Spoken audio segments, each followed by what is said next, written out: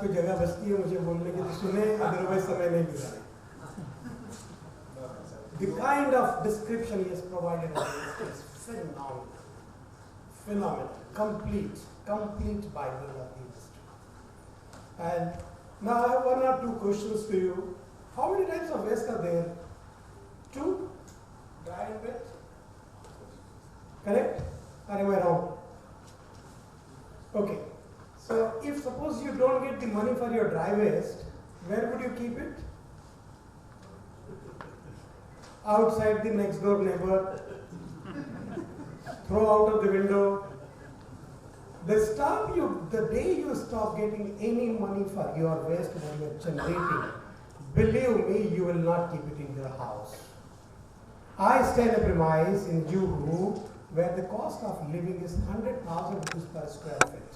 And if 5 square feet is blocked, for the waste means 5 lakh रुपए का कचरा मेरे घर में रखा है। Nobody would like to keep anything in house if the money is not paid by the kabadis. I consider myself as an intruder in this industry of waste management. It belongs to kabadis. The industry really belongs to kabadis. It doesn't belong to a qualified cost accountant like me, who was a member of National Stock Exchange and left aside everything, and in 2005 became a waste man. It doesn't belong to me. I'm an intruder. So the point I'm trying to only make, the fort which is owned by the kabadis, why there is a need for us to get into that fort. The need is that.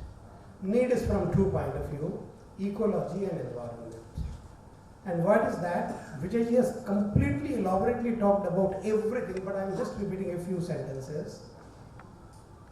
Ecology and environment are the 2 important elements which kabadis forget to take care of.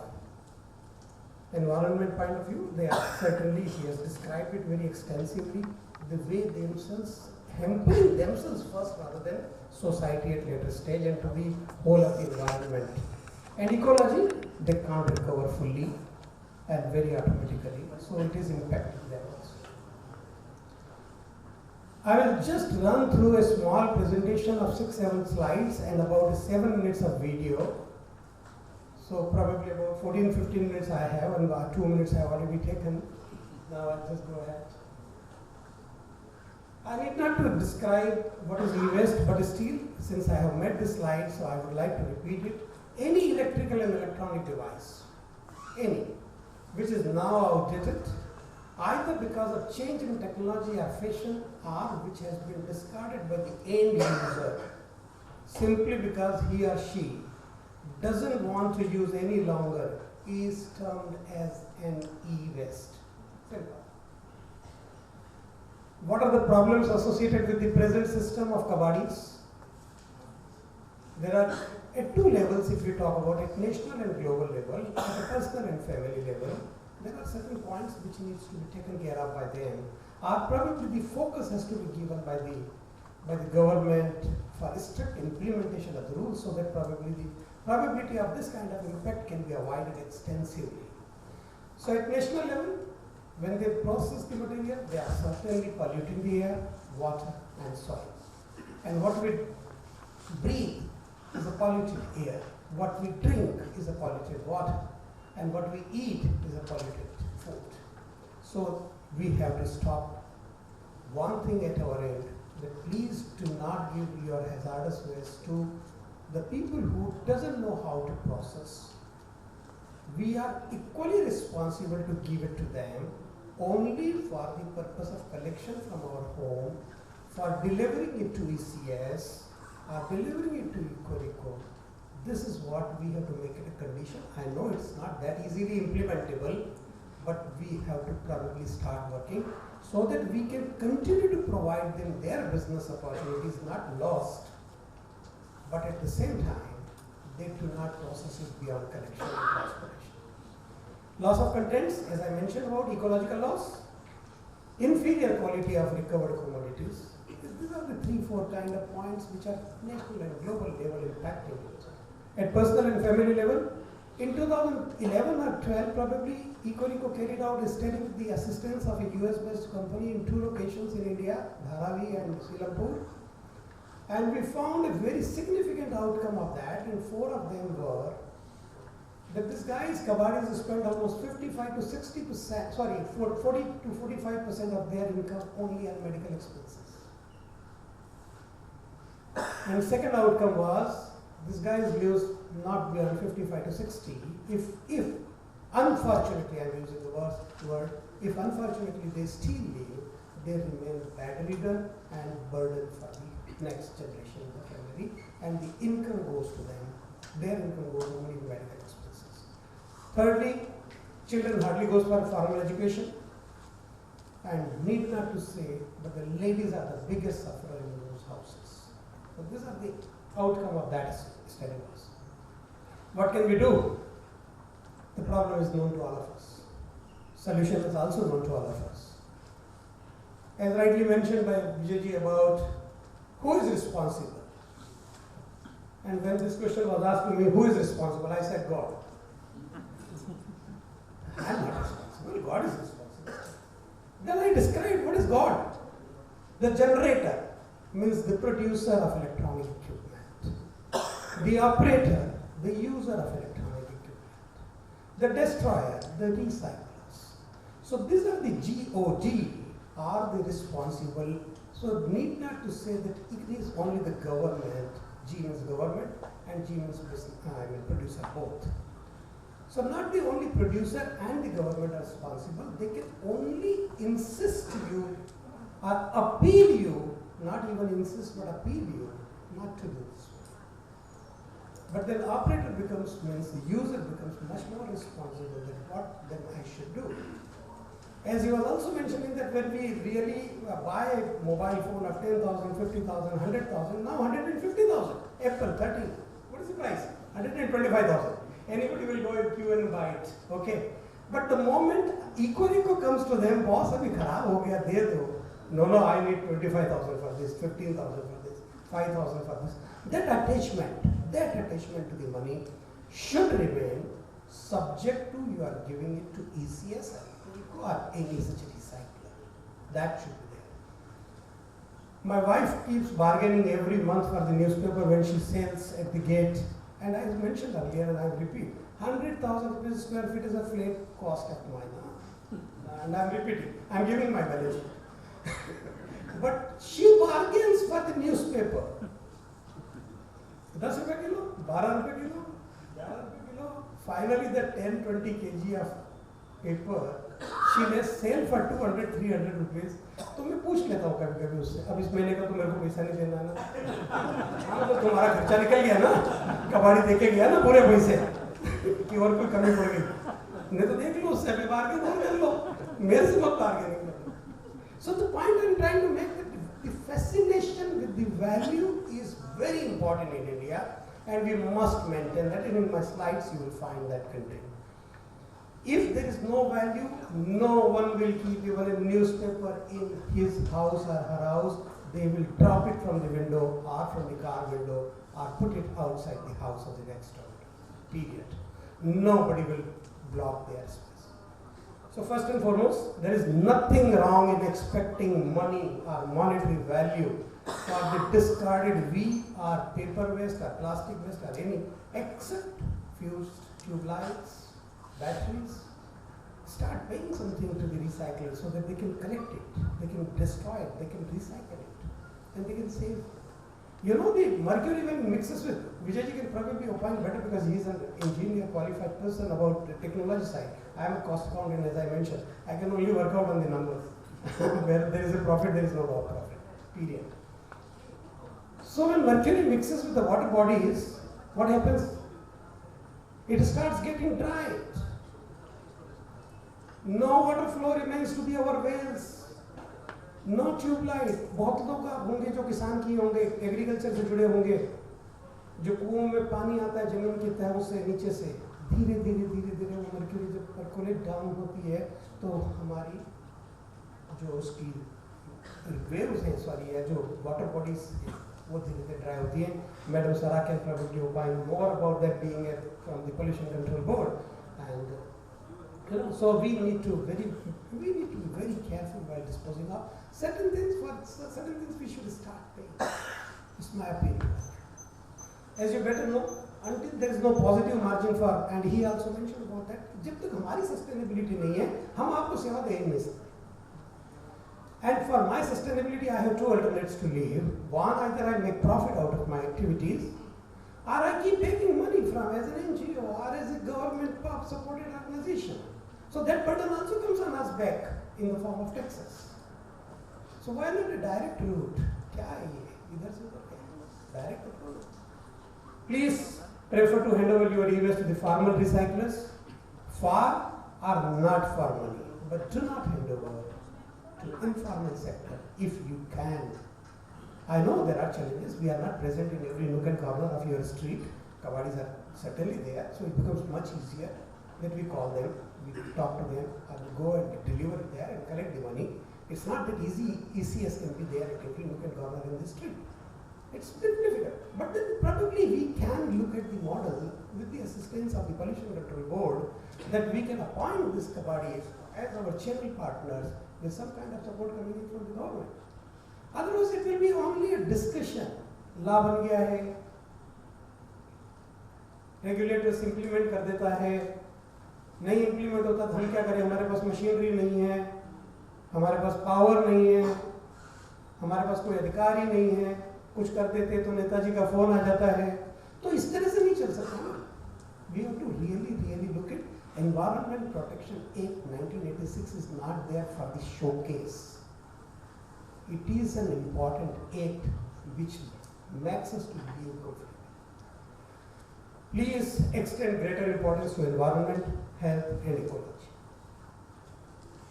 Now, if you have agreed so far with me, then please encourage others to follow what you prefer now, and I know for sure you have changed. Please encourage upcoming generation of the Kabadis to go for the skill development before starting such kind of waste management or waste recycling segment if they want to join along. If you wish, you will learn a lot about the hazardous contents and effects of improper disposal of e-waste. But at the same time, if you just switch to hand over your e-waste or discarded waste, electrical and electronic equipment, to farmer recyclers, I believe you have done your job. No need to learn a lot. I travel very often, he travels very often, most of us travel very often by the plane. How many of us can fly? Can you fly? No? Oh my God. When in the cockpit both the pilots are sick, then what will you do? Crash. Oh, you should learn it. So everybody need not to be a teacher, everybody need not to be a pilot. Be a passenger. This is what exactly I beg to differ a lot with the lots of programs going on across nation on awareness program. Oh, why do you want to create awareness? When there is an awareness for the traffic rules, that signal is not there, you cannot supposed to cross. ये लाते हुए आगे निकल जाते हैं. वो rickshaw, two wheeler, three wheeler, four wheeler. क्यों भैया? तो अवेयर नहीं है क्या? मर सकता है? नहीं, मरने को तैयार हूँ. मेरा नंबर अभी तक क्यों नहीं लगा? हाँ, मैं तो रोज ट्राई करता हूँ. मेरा नंबर तो लगना ही चाहिए था अब तक.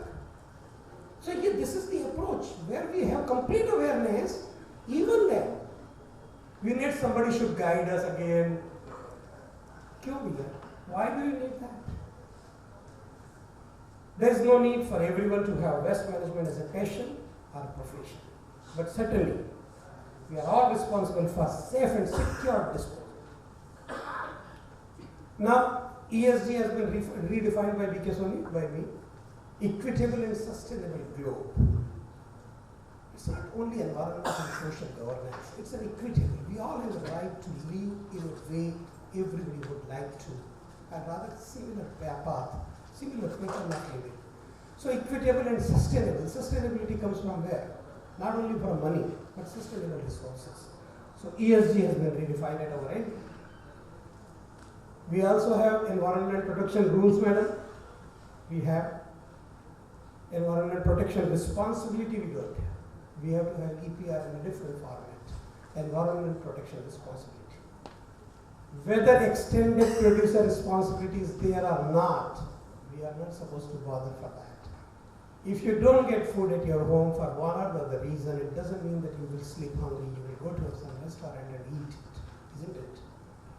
If producer doesn't come to you for one or the other reason, doesn't mean that you need not to do your job. Go to the box, deposit it there at least. You can do that. Whether corporate social responsibility is there or not, we have citizen social responsibility, CSR. If both are missing, then environment protection is ruled out, EPR. Environment protection is ruled out. Who we are? At 9 Ratna about my company. We are the first e-waste recycling facility registered by the CPCB in the first, very first e-waste recycling authorizing registration meeting in 2008. E-waste recycling facility authorized by the MPCB, where I was fortunate enough to even write the authorization document totally along with Dr. Boralkar and Ajay Deshpande and all. Very kind of, and that was the first authorization was written in India, and Ecorico was the honor for that. We have introduced gold medal winning recycling on wheels facility in 2008. This was awarded by none other than Department of Science and Technology, FICCI and Lockheed Martin. In 2008, I introduced a shredder truck of 1 crore rupees. Having shredder mounted on the truck itself goes to door to shred hard disk. Destroy the complete information contained there. No need to compromise with your personal and confidential information. We destroy the hard disk on the spot. Introduced award-winning recycling of lamps on wheels. This has come to Gujarat also. This particular vehicle has come to Jamnagar. Millions of tube lights we have crushed and taken it. And this is also mounted on a truck, and which has been awarded in 2009 by none other than Municipalika. The first PRO, Producers Responsibility Organization, in the name of VPRO, WEEE PRO was introduced in 2011 by me. VPRO was objected by Ajim Premji, so I had to change the name PRO-EPR. So VPRO got threatened with the WEEE PRO, so we had to change the name, and now it is known as PRO-EPR. And the only listed company on the Bombay Stock Exchange exclusively in the e-waste management segment. And only one supported by the Department of Scientific and Industrial Research for the Technology Development for Precious Metal Recovery. And this is 8th Ratna is very good, and the only company supported by the National Skill Development Corporation for training 300,000 kabadis across nation. This is a big project we have undertaken along with NSTs. We are in existence since 2005, far before the e-waste guidelines was announced in India in April 2008. There is a glimpse of my facility there in Mumbai, Vasai. It's a small facility with imported technologies, obviously, because the European Union understands the technology far better for the recycling and more particularly for the e-waste. And of course, Japan is far ahead. A few glimpses. How do we store? How do we process? Neat and clean facility. It doesn't look as neat and clean. Otherwise, the material नहीं होगा तो काम क्या करेंगे? तो ये तो खाली थी जब का फोटो है. Otherwise, तभी भरी रहती है. There are certain machineries which process plastic and all, cables, and precious metal recovery unit on R&D basis we have set up with the DSIR. Thanks for your kind time and attention, and happy Diwali to all of you. I have a video of 7 minutes. If the organizer has time, then I will be very happy to run it. So, this year is yours. Yes. Go ahead. It's there. All forms of life are comprised of the 5 natural elements: air, water, soil, space, and fire. Any kind of disharmony in this balance may lead to a catastrophe. The digital tide is sweeping everyone in its stride, and India seems to be at the epicenter of the present global digital revolution. The digital sector in India is catching the attention of the world, And we are at an age where a rickshaw driver to a Mercedes owner carry a mobile or a gadget of their own. Where do all the mobiles, laptops, PCs, hard drives, and other waste of 1.3 billion people of modern India go? With the socio-economic development in the country, the consumption of electronic equipment is increasing very rapidly, and in the same proportion, the generation of electronic waste is also rapidly. Ecorico came into existence in the year 2005, and since then, we are following very systematic and scientific methodology to deal at Ecorico and handle this waste in a very effective manner.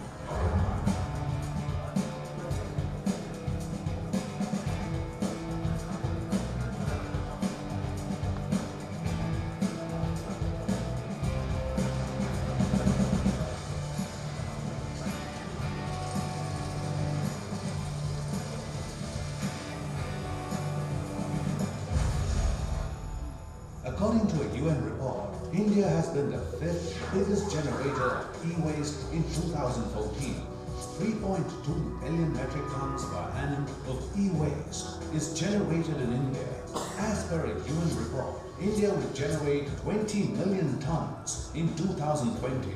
Presently, conventional processes of managing e-waste are taken care of by unorganized sectors like the Kabadi. I am thankful to 500,000 Kabadis in this country who have so far managed electronic waste in a way they understand. But unfortunately, their methodology polluted air, water and soil, which has impacted the life and the health of every one of us.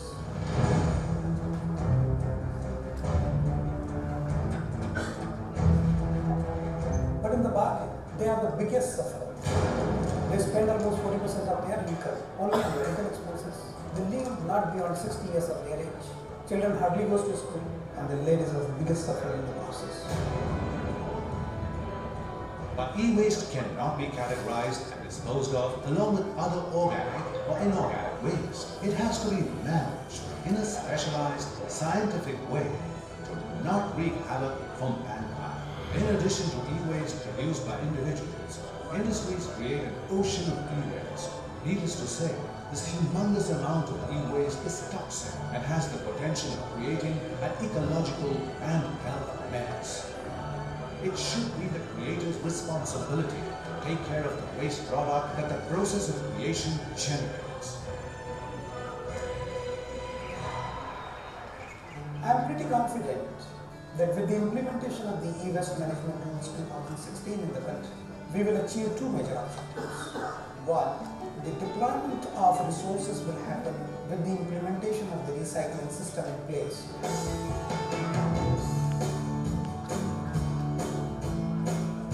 And that commodity, rather than going deeper into the mines, we can utilize the same commodity back and redeploy to the industries. Secondly, we will be able to provide continuity of the business and the employment to the unorganized sector or informal sector or to Kabadis to continue to feed their family in a very healthier manner after giving them proper skill sets.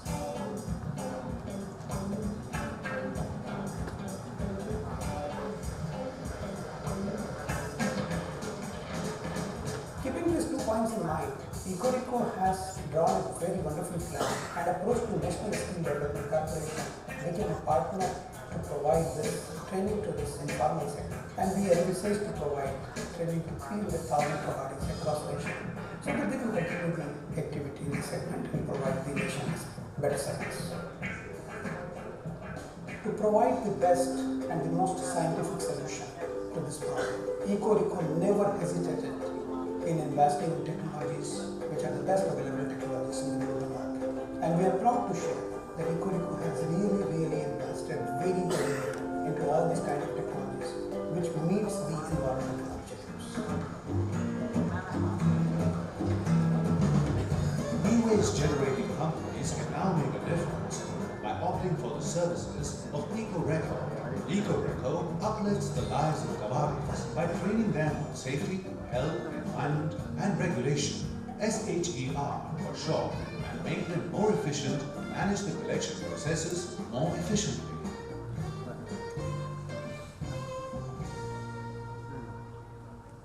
There is obvious doubt in the minds of hundreds of people.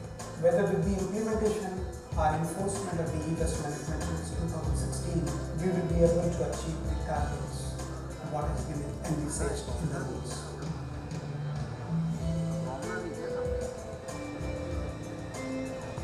Almost 3.2 million metric ton is being generated presently in the country, and government envisages that almost 1 million metric ton of that, that is 30% of that, should be recycled in the country. To achieve the best results of the plan, we need to put three things in place: training of the unskilled people, our informal sector, so that we can get them integrated with the farmer chain of collection. Secondly, we have to also put into place collection system and reverse logistic network, which is going to unorganized by the informal sector or Kavadis right now, but comes to the formal collection system. Third, we have to very heavily invest in technologies to recover the commodities after all these electronics. At Ecorico, we call it training, transport, and technology. Let's keep the five elements clean and in balance for growth, health, and happiness. Eco-Record. That's all from my end. Thank you so much for your patience. We shall take lunch break, and I request you all to return within 45 minutes as we are going lack of time, and we should start our session sharp after 45 minutes. Thank you so much. The thing is, like, the person is not able to identify how he can contribute. So, like, as you said, that recently you have identified, okay, this sort of mechanism. So this is what recently you have identified. Might be this has not been visualized by other societies. So if that mechanism is there, okay, please help it. So maybe 10% will contribute, but at least 10% contribution will be there, apart from 90% non-cooperation is there. So that section is It is not only that totally dependent on the system, it is also dependent on the cultural habits. Hello. Because the cultural habits is also equally important, and it will not easy that we can change overnight. It may take 2 to 3 years. So that is the reason I said earlier also, okay, SPM 1 we have spent 7 years, but still we have not able to achieve the segregation. It is not the failure of the system, it is a failure of the mindset of the people and those who are the stakeholders, those are generating the waste as well as those are collecting. All together, if we work together, then only we are able to achieve that. So there is no question of blaming one another. It is a time when we have to realize, we have to change our mindset. ये तो सब बड़े municipality में जो urban small cities है वहाँ तो कुछ भी ये फैसिलिटीज नहीं है, तो वो कचरा आधा रोड पर गिरता रहता है और बाद में सुबह वो जला देता है कोई भी आके वहाँ। आप कौन सी नगर पालिका में बात कर रहे हैं? Excuse me. मैं जो भी ये है इंडस्ट्रियल एरिया के पास में ही हूँ, जी हाँ सरिगाम, वहाँ जो इंडस्ट्रीज भी है, जीआईडीसी भी है, लेकिन म्यूनसिपालिटी नहीं है। तो जो वेस्टेज है, खास करके डोमेस्टिक वेस्ट, वो जो निकलता है वो गांव वाला उठा के लेके जाता है, एक साइड डंपिंग कर देता है, और जो बोलते हैं वहाँ पब्लिक या जो भी सर्विस प्रोवाइडर है वो ना तो उस पर इंटरेस्टेड नहीं है, उनको ट्रेनिंग भी देना जरूरी, क्योंकि जो भाषा ने बोला कि वो डंपिंग साइड में कंपार्टमेंट दिया हुआ है, लेकिन वो लेने वालों को क्या नहीं कर रहा, वो एक ही में डाल देता है। तो इसमें सबसे पहले आपको ये समझने की है कि वहाँ पे जो सर्विस जो प्रोवाइड करने वाला कौन है, क्या वो जीआईडीसी के अंडर में आता है या it is comes under the municipal area. If it is comes under the municipal area then it is the responsibility of the city or nagar palika or other local bodies, and if it is a GIDC area then the responsibility of the Excuse me. अब ग्राम पंचायत के पास ऐसी कोई facility नहीं है। Excuse me. That is with a kind note. Yes, awareness programs are required, and there is a continual effort by the authorities and the government. Government is working on that, and awareness programs are going, and it will be a continual effort. So, with a kind note, would like to conclude the session, and with a quote like "Sabka Saath, Sabka Vikas, and Sabka Prayas." So, everyone has to be a part of the Swachhta mission which is there. Thank you. So you see here itself. See, it is very easy to blame to others. We have to look in ourselves first. Residential area is newly developed just 1 year ago, that is Vallabh Residency, and I am the one of the committee member in the society. So just I am thinking that as you mentioned here, ZLD, zero liquid discharge, do you have any roadmap to develop a zero art waste discharge from any society, कि हम उसको अंदर ही खत्म कर सके, reuse, recycle कर सके। मेरे को शिकायत नहीं है, just कि step to systems तो होंगे कि हम उनको implement कर सकें और society को जागरूक कर सकें। Zero liquid means we are talking. No, I'm not talking zero liquid discharge. I'm talking about zero waste discharge in the society. Zero Yes, sir. waste तो generate होगा ही होगा. Yes. ऐसा तो है नहीं कि waste generate नहीं होगा. Only thing is that you have to just transfer in a very segregated manner so that it's having whatever the value of that can be recovered from. Okay. That is Okay. so for that we have to have That's basically a concept of waste biorefinery or waste refinery concept, and it is in process. Thank you. Thank you very much. It was indeed a very interactive session, and we shall start with the next session within 5 minutes only. I request all of your patience here. Thank you so much.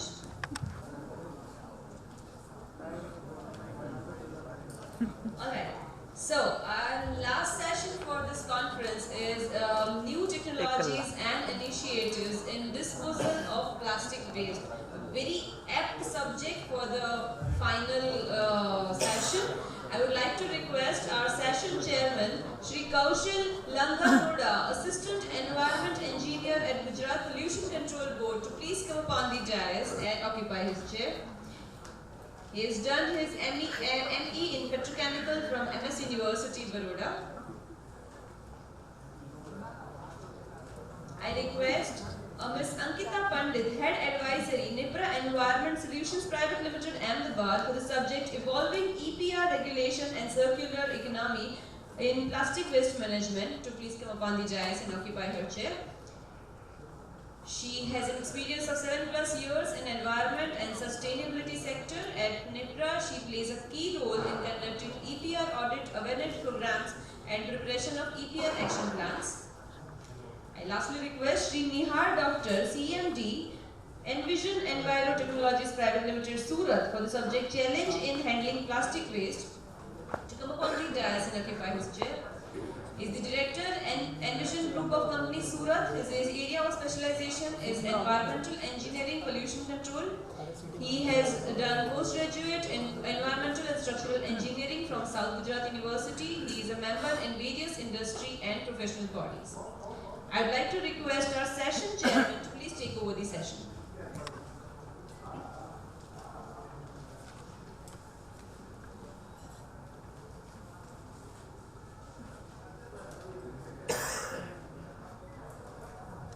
Good evening, ladies and gentlemen. Today's session is quite interactive about this ZLD e-waste management rules, then the waste heat recovery and all, and now the session is on this plastic waste management and handling of the plastic waste and disposal that covered in the plastic waste management rules. Here all the expertise elaborate about the technical capabilities about the waste management, but now I want to address about this plastic waste management and the disposal and its conversion to the heat energies and all. Now, first of all, government have done these very good jobs for the disposal of the plastic waste through the plastic waste management rules. Here first the rules comes into existence in the 1999, and then it is truly changed in the 2003. Then the tremendous amount of the changes were carried out in the 2011. Then the tremendous amount of the changes in the provisions were changed and completely elaborate the EPR and the local bodies that have to carry out such waste management practices. So that cover in the rule 2016 and the certain criteria relating to the thickness and the single-use plastic ban, which is covered in the 2021 rule. Okay. So now we have the here Ankita Pandit that will elaborate about this evolving EPR regulations and the circular economy in the plastic waste management, and Dr. Nihar will do presentations on the challenges in the handling of the plastic waste. Here I would like to draw attention about the thickness in the plastic waste. Thickness in the handling of the materials that we use routinely in the daily life. That is the thickness of the plastic carry bags and all. Here what happened that thickness of the carry bags plastic packaging material is increasing day by day. That goes beyond 20 microns to 40 microns to 50 microns, then to the 75 microns, and will begin to the 120 microns by the end of this year, 31st December 2022. Okay, now why government is changing the minimum thickness criteria? I think there are the two reasons for the same.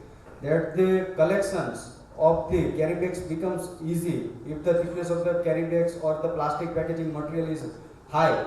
Because what happened that if the thickness of the plastic carry bag is less, then when it come into contact with the soil parts, then disintegration will be there, and so the collection will be become very unorganized manner. So it is very which will be not helpful to the rake picker. So the thickness of the carry bags will be high, and the cost of the packaging material that will go on higher side because of the thickness is increasing in perspective of these carry bags. So what happened there? If the cost increasing, then the we can say that the use of the plastic carry bags will always go down.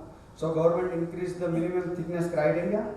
Now government also bans the SUPs, means single-use plastics like cups, spoons, forks, knives, and these things we know that having the alternate use, that we before use these glass cups, then the glass trays, and we can also use the very useful metal components like metal spoons or metal trays. So what happens that there are the alternatives. So government bans these items. Now the some items like the sticks, balloons, invitation cards, plastic flags and banners. Here what happens that if this thing it is there, then our life will be much more interesting. But if it is not there, then that is not much impact on the daily routines. So government wants to ban these items. Now government can also ban this plastic packaging material, that is single-use plastic. But what happens that if bans, then food regulation standards cannot be maintained by the pharmaceutical industries or the food packaging industries. So what is the thing that government can't ban this single-use plastic material that used for the packaging. So the middle way is taken out by the government. So there is the EPR, means the extended producer responsibilities that come into the picture. Now what is the EPR? EPR means I want to give one example that suppose I am having the ABC company, and I am manufacturing some of the nutrients or namkeen packets, and I using for wrapping the commodities, and my products goes to the market and people use eat the snacks and go through at the road, at the dustbin or whatever. But that's the responsibility of the ABC company to back collect the post-consumer plastic waste. So I would like to invite Ms. Ankita Pandit, so they can elaborate more knowledge on the evolving EPR regulations in the circular economy in the plastic waste management.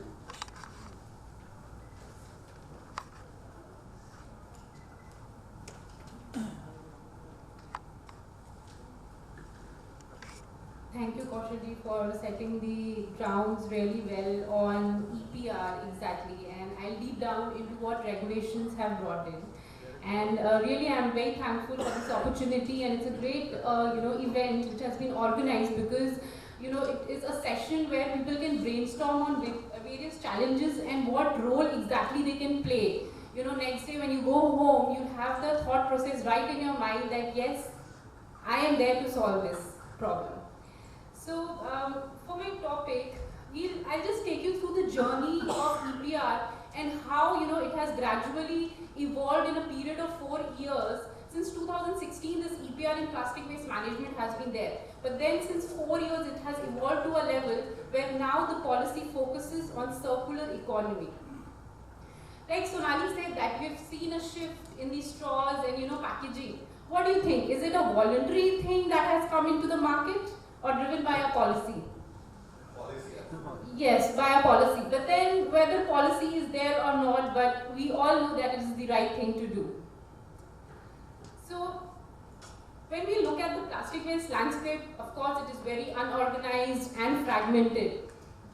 And we see that there has been several questions by the audience today that what about segregation, what about the collection? Yes, there is a gap. And we just encounter that only 60% of the total waste gets generated is collected, and how much gets recycled? Even less than 10%. I'll not deep dive into all the rules, but yes, plastic waste management here I've highlighted because there are EPR concepts in other rules as well. So if you read the solid waste management rule, there is a concept of EPR. But when we talk of plastic waste, it has become mandated through a process of registrations, and they have linked this EPR for plastic waste to their consent. So every industry is really very actively involved in implementing EPR, because ultimately the GPCB people are not going to renew their consents if they don't own a registration under PWM. So this is how it is actively pacing and evolving in the country. Evolution, yes. The focus on plastic waste management has been there since over a decade, but mostly focused on the micron thickness. But now we see that plastic waste, all kinds of plastic waste has to be managed. And there is a policy based on polluter play principle, that is whoever is putting it in the market has to take the responsibility to take it back. So recently, this year we saw 2 amendments in the rule. So you can well imagine the level of thought process and evolution that is happening in EPR and plastic waste management in the country. PWM came in 2016 with an objective, to even formalize the informal sector, bring in more infrastructures, to implement reduction, minimization of plastic. With all this objective, the PWM rules came into picture. Who are the main, central actors in this entire activity of EPR is the producer, importer, and brand owner. So, like Kaushalji said that there will be an ABC company who has to take the liability for EPR. So that a company has been defined under the name of brand owner under the rules. So anybody who's making plastic or using plastic to package their products, so even this bottle of water by a company named Ava has to be responsible for EPR for taking back this plastic bottle.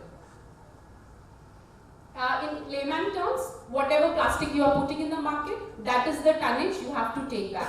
So this is what EPR says. Very importantly, you might be wondering that how can a PepsiCo company go on collecting a Lay's chips, or maybe a Nestle going forward to collect a Kit Kat wrapper. Of course, there is some kind of relief given in that sector, so a brand agnostic collection can be taken forward. So these companies don't go on collecting their own product packaging, but it is brand agnostic. You can collect any brand, but the category has to be same. So EPR, like I said, 16 mein aaya, and then it gradually evolved. So when government brought in the rules, it was not very vigilant. It was more of brand agnostic and geographically neutral.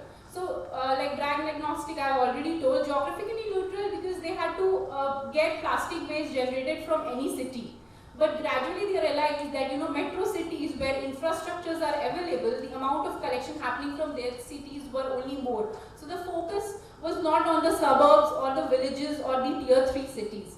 So gradually it became to a zone-wise implementation. So EPR started happening zone-wise in the 5 zones of the country, north, south, east, west and central. And now in 2021, it is very clear that you have to implement it state-wise. So in every state of India as on date, EPR is happening. The producers and the brand owners are responsible to take back their plastic waste. But then question comes how, because that's not their core business. There comes the role of companies like us. So I'm Ankita from Nepra. Nepra is a dry waste management company. It's headquartered in Ahmedabad. We are operating pan-India for EPR, for plastic waste management in the country. And definitely over the years, as we started our journey, we witnessed there were a lot of questions related to transparency.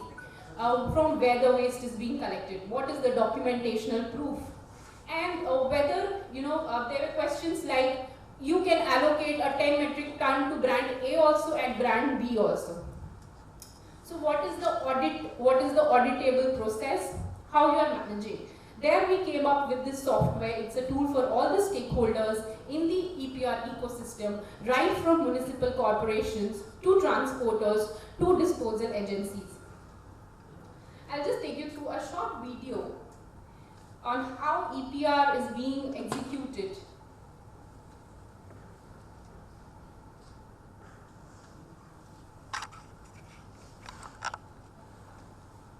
NEPRA is a recognized producer responsibility organization under extended producer responsibility in the field of plastic waste management in the country. As a PRO, our utmost priority is to bring in more transparency and compliance in the sector.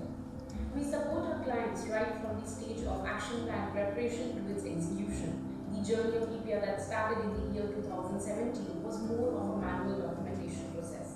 But today we have made it tech-driven with our EPR Connect tool software.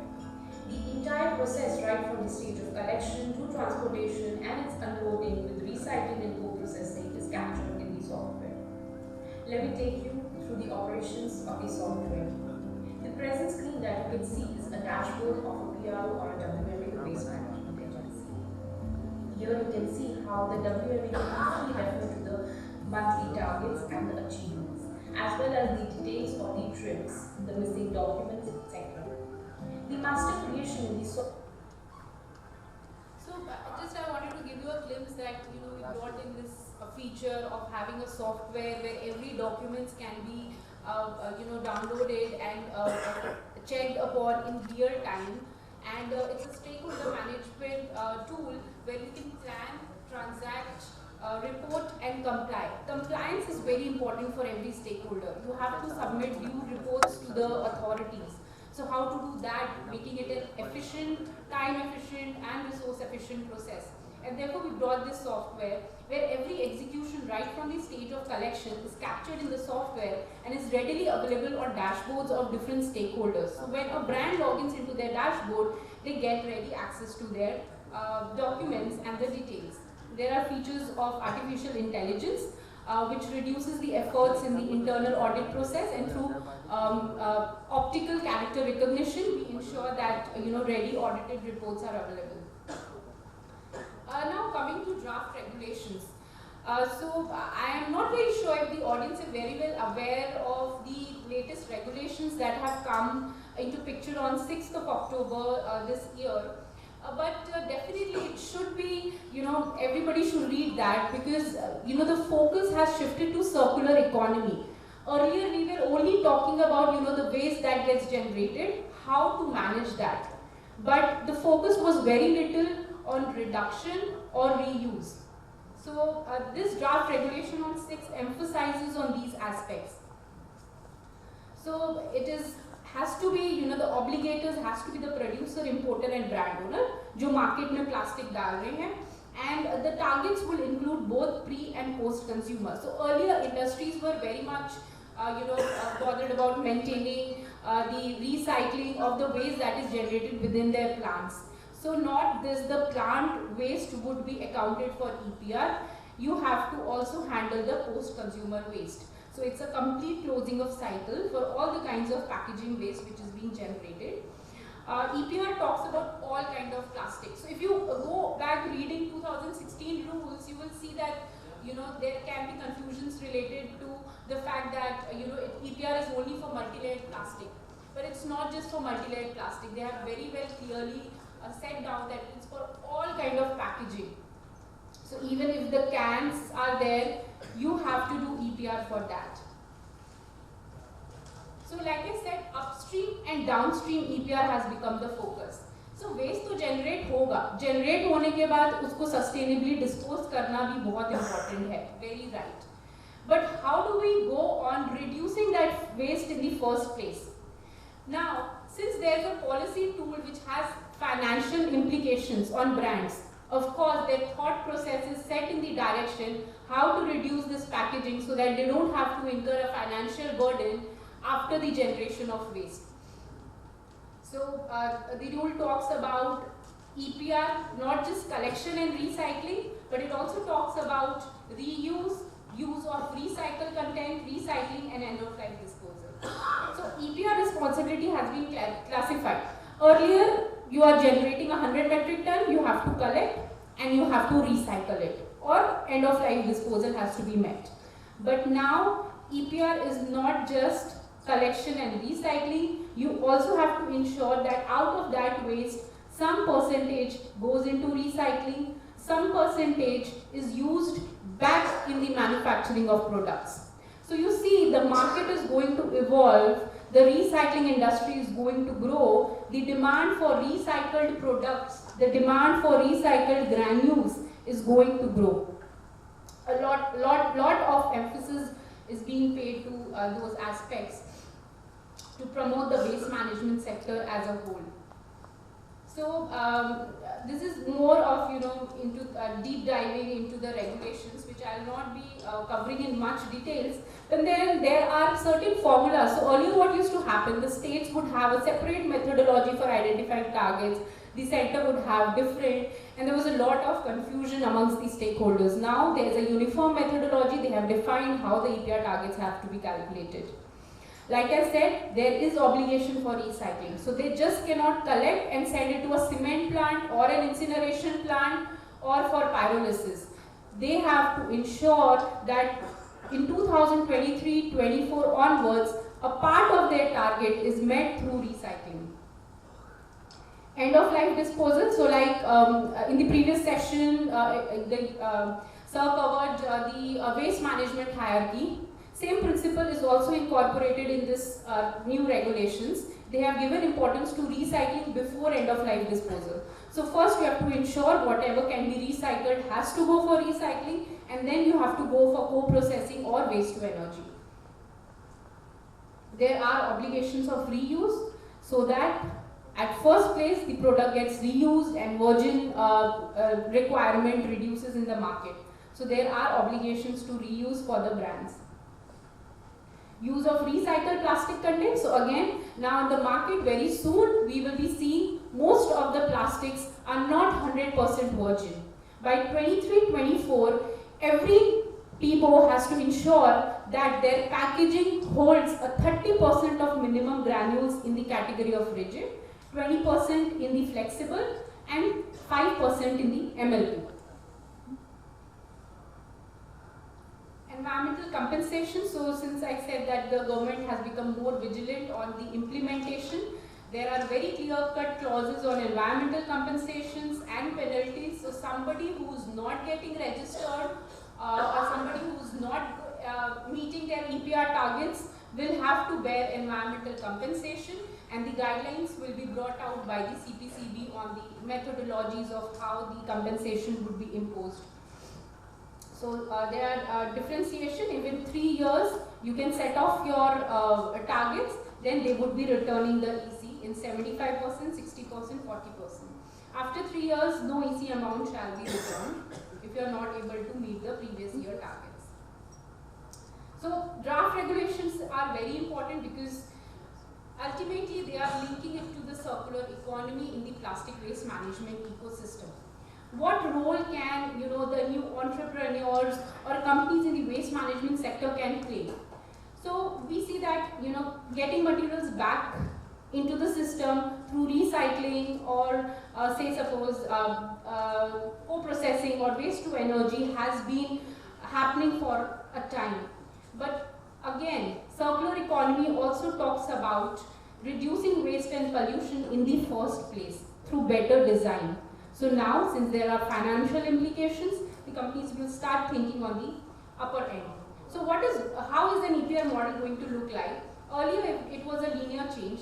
Now the recycler would be connected to the brands and the product will ultimately reach the market.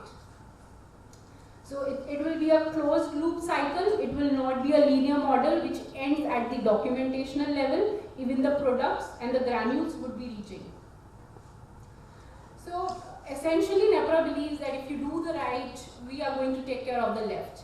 If you implement several, as we were talking about segregation, we were talking about right design, we were talking about right disposal, we are there to take care of the infrastructure developments and improved collection system, which we already have across several cities, and we are planning to expand to 25 more cities in the next 5 to 7 years.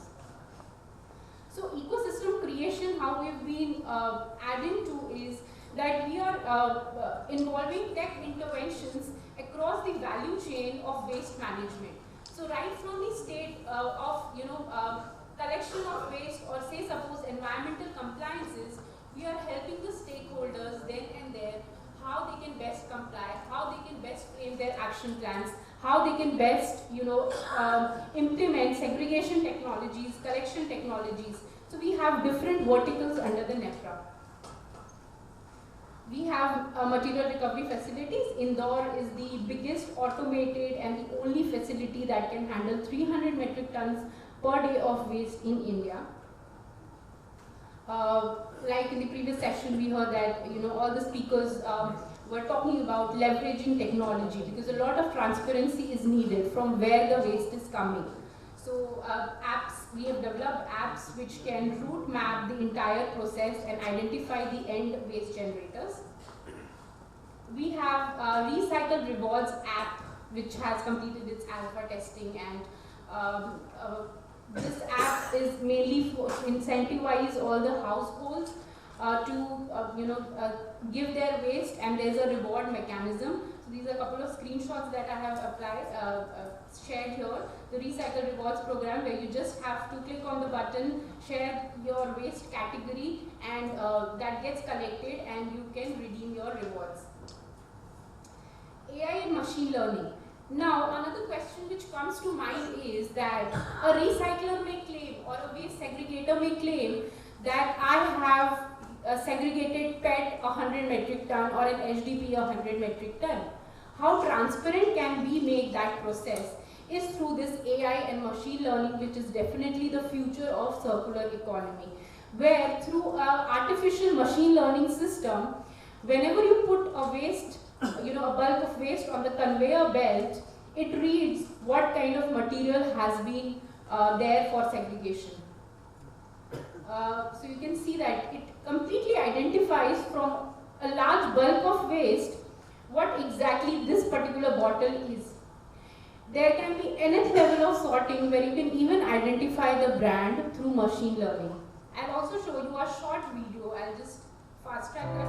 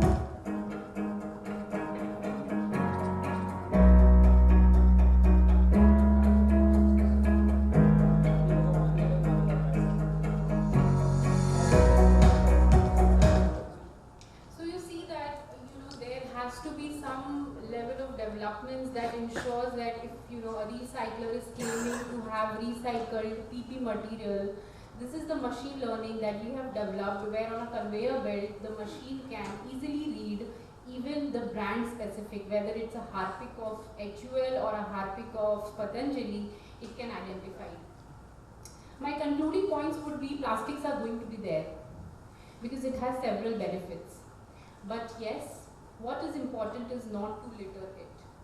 What is important is to reduce or minimize the consumption of plastic. And plastics are here to stay.